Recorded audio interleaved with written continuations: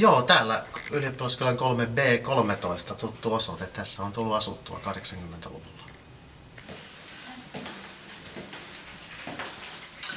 Joo, 3B13 sisältä näyttää todella tutulta paikalta. Remonttia on tehty. Täällä tuli asuttua ja tässä itsellä oli silloin vähän omaakin tuotua varustusta. Täällä oli talon puolesta oli sänky ja pieni pöytä ja 2 tuolia.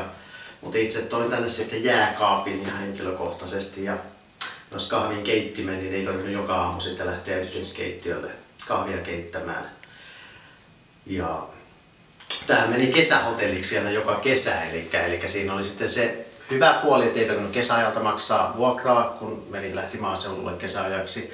Mutta toisaalta sitten piti joka vuosi toukokuun viimeinen päivä kaikki tavarat mukaan lukien se oma henkilökohtainen jääkaappi kantaa täältä ulos ja viedä sitten maaseudulle. Ja taas syyskuun 1. päivä tavarat takaisin sisään ja näin se meni sitten 4,5 vuotta tämä systeemi ihan hyvin. Ja hyvin täällä viihdyin ja siistiltä näyttää tällä hetkellä tämä asunto.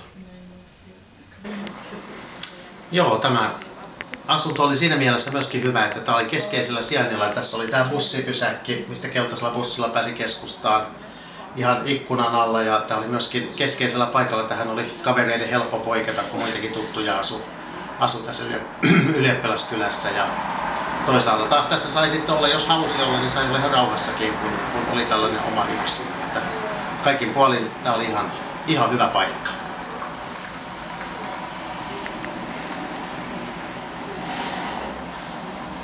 So, my name is Berenice, I'm from France. I'm an exchange student in Turku since the end of August until around May. And I study political sciences here.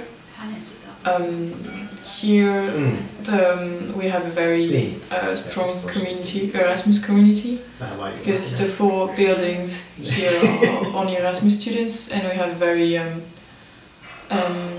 strong sense of gathering with the kitchen. The common area is very central here to meet, and we have a lot of international dinners and parties, and this is where we gather.